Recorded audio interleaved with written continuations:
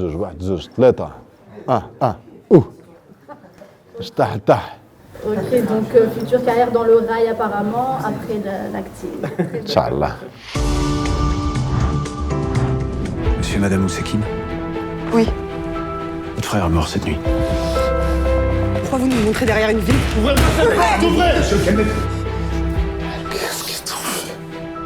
Alors, je m'appelle Lina Koudry et je suis comédienne. Je m'appelle Samir Ghesmi, je suis acteur, réalisateur. Je m'appelle Reda Kateb, je suis acteur. Rachid Bouchareb, réalisateur.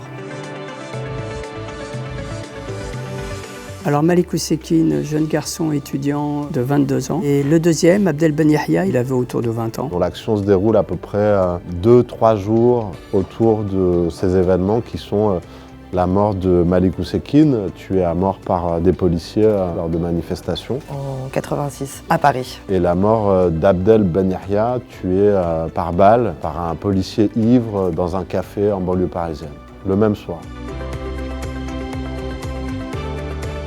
En 86, la police est encore extrêmement marquée par la guerre d'Algérie en France. Dans la mort de Malik Oussekine, il y a en filigrane le ressentiment d'avoir perdu l'Algérie pour certaines personnes. Et certains flics de l'époque laissaient aller leur haine face aux Arabes qu'ils avaient sous les yeux. On pose ce film comme un constat dans les années 80 et il agit comme un miroir de notre époque actuelle. Les violences policières sont multipliées par 12, je crois. Aujourd'hui, il y a encore des victimes de la violence policière. Il y a toujours la même impunité. Et les flics coupables de ces exactions sont très rarement condamnés, encore plus rarement à des peines de prison. Et une note optimiste, une note d'espoir, c'est qu'un film comme ça aujourd'hui peut sortir en France.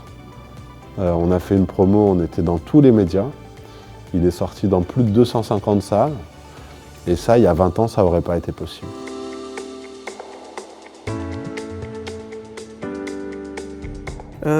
Parce que la colonisation, hein, c'est ça qui est le lien. Hein. Et c'est ce que j'ai connu à travers ma famille. C'est les histoires de ma famille, tous ces films. Ou en tout cas, des gens qui nous ressemblaient aussi et qui vivaient dans la communauté algérienne en France. Et après, ça vous donne matière pour réaliser, pour écrire. Oui, ils me racontent plein d'histoires. Donc toutes ces histoires, c'est très très bien pour faire des films. C'est eux qui m'ont raconté toutes les histoires de pas tous, mais presque tous mes films.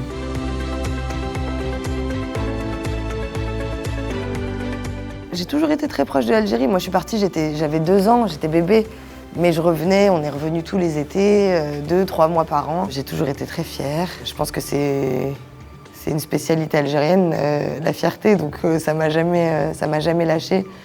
Mais fière de porter cet héritage, de porter cette histoire. L'Algérie, c'était les vacances à Oran quand j'étais petit, mais c'était aussi beaucoup le poids de l'exil pour les immigrés, notamment l'exil de mon père.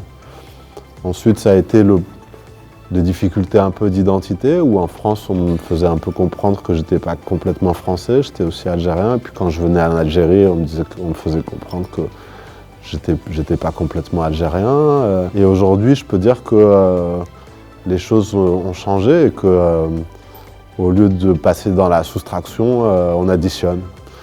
Et donc je peux être ça et ça, en l'occurrence pratiquer cette double nationalité, français et algérien. Moi, j'ai passé ma jeunesse avec un papa qui me répétait tout le temps que j'étais algérien. Moi, moins je suis dans des cases, mieux je me porte. Je suis cet hybride qui fait comme il peut. Et on est comme des gentils monstres, en fait.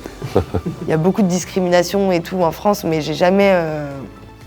Même si ça m'est arrivé, je l'ai même pas ressenti tellement. Pour moi, c'est plus noble d'être algérienne que d'en avoir honte. Donc ça a toujours été une richesse. D'habitude, quand j'arrivais à l'aéroport, j'étais un peu comme un oiseau qui sort de son nid. Hier, en arrivant, j'avais l'impression d'arriver dans mon deuxième chez moi. Je me sens autant algérienne que française, si ce n'est plus algérienne puisque je suis née ici.